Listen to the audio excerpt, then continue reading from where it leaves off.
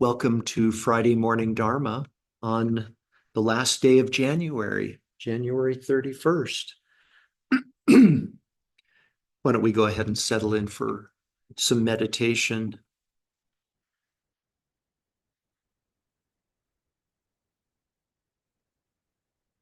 There's no greater form of self-care than meditation and going inward and taking refuge in the clarity of your mind.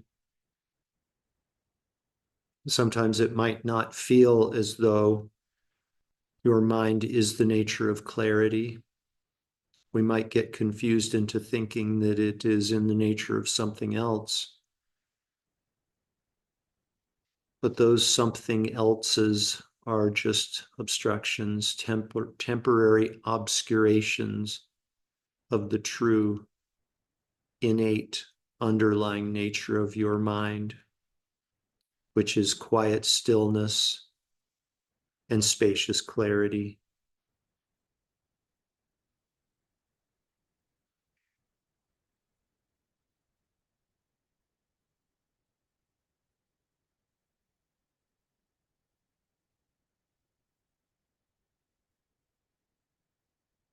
Become grounded, stable, silent, and still, like a mountain with ancient wisdom awareness, with ancient compassion, with ancient sewa.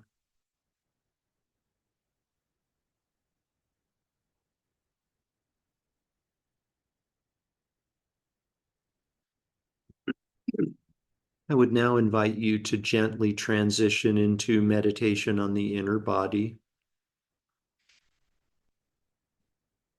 Please become the silent observer of sensations within your body, sensations that may take the form of a tingling, a lightness, a heaviness, or perhaps a pulsation.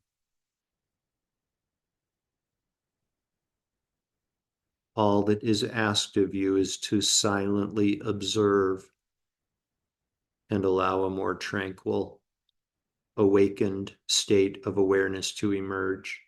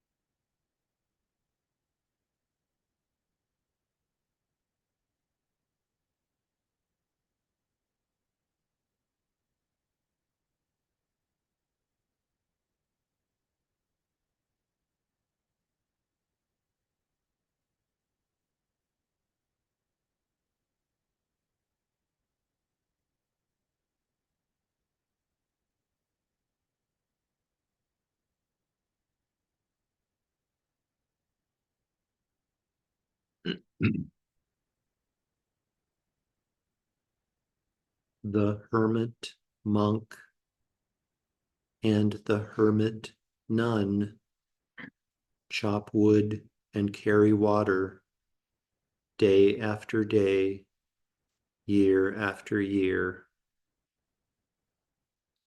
No hope for praise, no expectation of an end to the process, no expectation of any result whatsoever.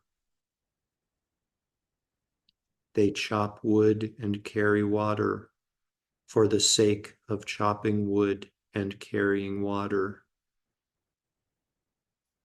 In a similar way, observe sensations within your inner body for the sake of observing sensations within your inner body.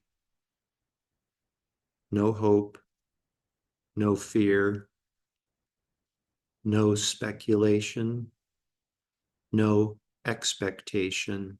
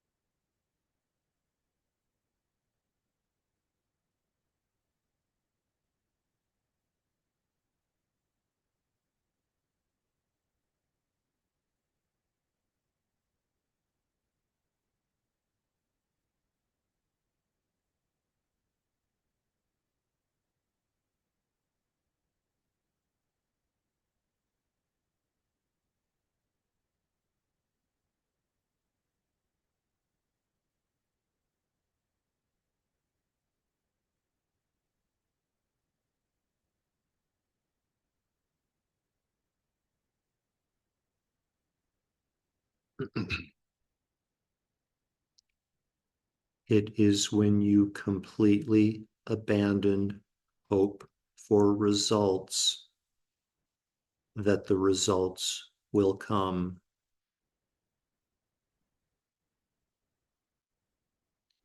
Please gently redirect your awareness. Become aware again of this collection of parts we've agreed to label physical body. and allow your breathing to become less shallow.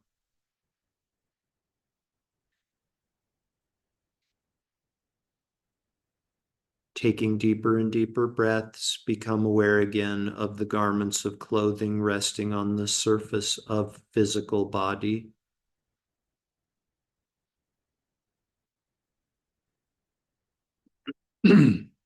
Deeper and deeper breaths, becoming aware again of your surroundings inside the room that you're occupying. Become aware again of the world that exists outside of the room that you are occupying. Become aware again of clouds, of blue sky beyond the clouds, of outer space beyond the blue sky, of limitless space beyond the blue sky.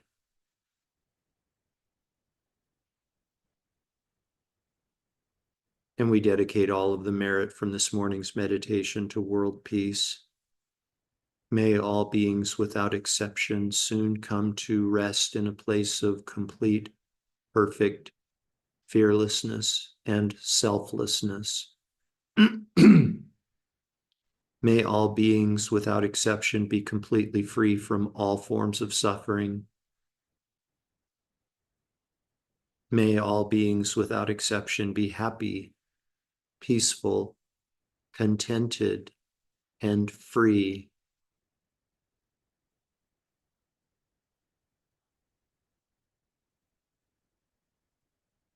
Completely fill up your belly and lungs with air, and when you're ready, you can open your eyes and bring your meditation to an end.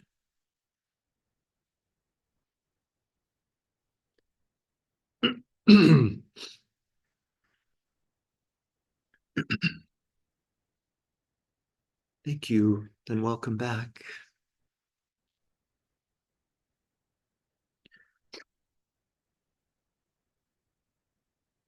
So, in Monday's class, we talked about the six realms, which are a big part of Tibetan Buddhist schools. I believe that all four of the Tibetan Buddhist schools talk about the six realms. I don't know about Zen. I don't know about the Theravada. But within the Tibetan lineages, the six realms are used as a way of describing or helping us to understand, maybe recognize the forms of suffering that we experience. Now, it may be when when one hears for the first time about the six realms, and they hear about things like the hell realms or the god realms and the hungry ghost realms, these sorts of things. It would be completely understandable if someone said, huh, hell realms, this sounds similar to other religious doctrines that I'm familiar with, and doctrines that seem to sometimes talk about reward and punishment. Some religious doctrines that I don't resonate with me, that I don't identify with. It would be understandable if that was the response for some of us. Um, Please know that these six realms are not physical locations. They're not places, hell realms. The hell realms aren't places where we're sent because we're bad, and God realms, places where we're sent, physical locations where we're sent because we're good. They're all experiences, really, different experiences associated with the karma that ripens for us, period. I'll leave it at that. I was talking with a Sangha friend this morning, a longtime practitioner of a Tibetan tradition, and he said to me this morning, he said, how did it go on Monday with your discussion on the six realms? And I said, I don't know, actually. It was, there are so many different layers to this area of discussion and view that we're starting to wade into. This discussion that we're starting to wade into, prompted by Yongey Mingyur's reference to the God realms as he was in the train and, talked about his previous existence. But there are so many different pieces to this that link together that are difficult to kind of piece together and line up in a 15-minute commentary. I mean, they really get to the heart of some fundamental tenets of Buddhist view. Um, so just know that if there are questions and head scratching things that I say, it's understandable. And know also that a resource available to you, some of you I think already have this, is a text written by my teacher called Joyful Path of Good Fortune, where he talks about the six realms, which is a representation of samsara. What is samsara? We'll talk about that. But just a complete, reliable, very clear presentation of the six realms and everything that contributes to these experiences of the six realms. Joyful Path of Good Fortune by Geshe Kelsang Gyatso. So, having said that, a fundamental tenet of Buddhist view is reincarnation, also known as rebirth. Rebirth, reincarnation, these are synonymous, these are synonyms. Okay. We take rebirth as a result of karma. We engage in actions and we experience their effects. This is a really important principle of karma. I hope you'll commit to memory. If we create a cause, we must experience that effect. We must experience the effect. Okay? So rebirth occurs at some very fundamental level. Rebirth occurs because we have yet to experience effects of karma that we have created in previous lives. Okay? Consciousness is a continuum for which we can find no beginning and no end, right? Our consciousness goes forward from life to life to life, primarily in dependence upon the karma that we have created. We engage in a bunch of actions of body, speech, and mind. Let's talk about this life. We've created a bunch of karma as a result of our actions of body, speech, and mind. Some of those causes ripen in this life in the form of effects, and that karma is over. The karma related to those actions is over in this life. What about the causes that we created that haven't ripened, that we haven't experienced, for which we have not experienced their effects? We got to come back and experience them in another life. We've got to come back and experience those effects in another life. All of that is predicated on this notion that if we create a cause through our actions of body, speech, and mind, we must experience those effects. And where this whole thing is going, where this whole thing kind of like the ideal end game is for us to get up and off of the karmic wheel because we have no more karmic effects to experience. And thus, all we're left with is pure consciousness, free of karma, free of conceptual thought, which creates karma. Yeah. This is called nirvana.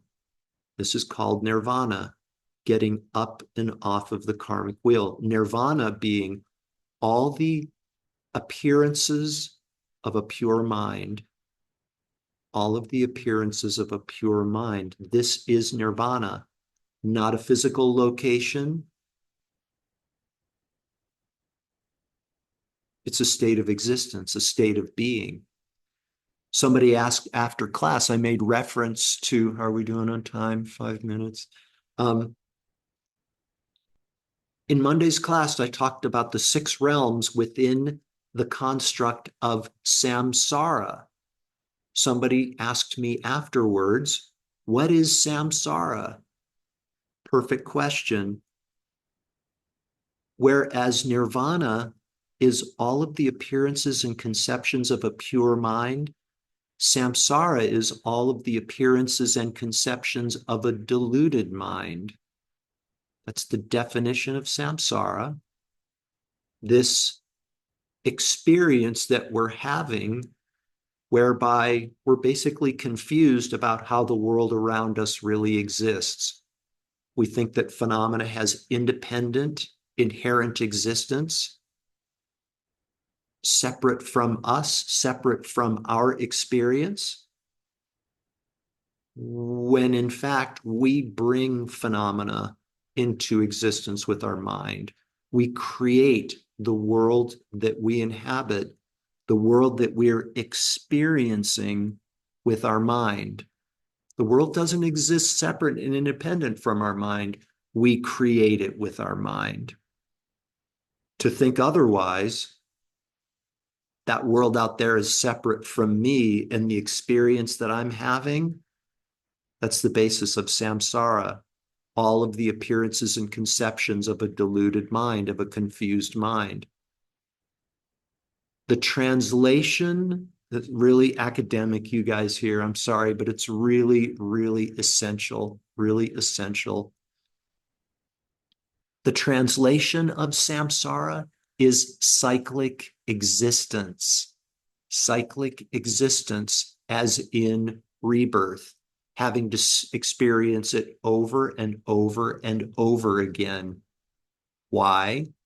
Again, because we've got karma that we've got to go through. We've got karma yet to be exhausted. Samsara translates as cyclic existence.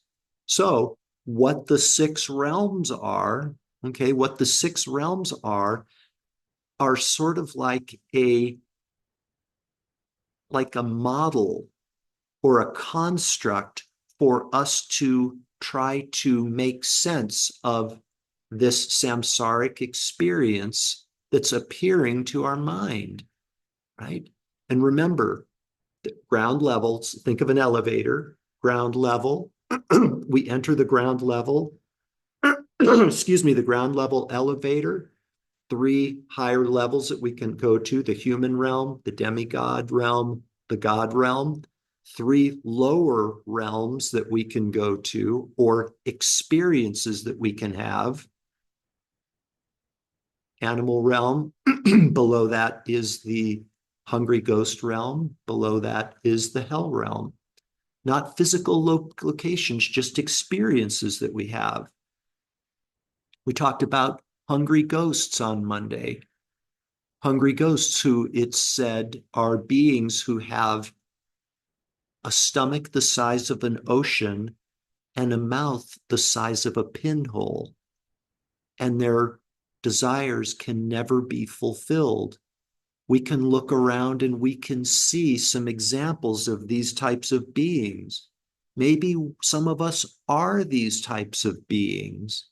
Yeah. On Monday, we talked about billionaires, but the experience of a hungry ghost realm or existence isn't limited to billionaires or power-hungry politicians. It can be anybody as a function of our desirous attachment. Hell realm beings. hell realm beings who are in a constant state of suffering that seems to be endless. For me, what appears to mind, what I think of are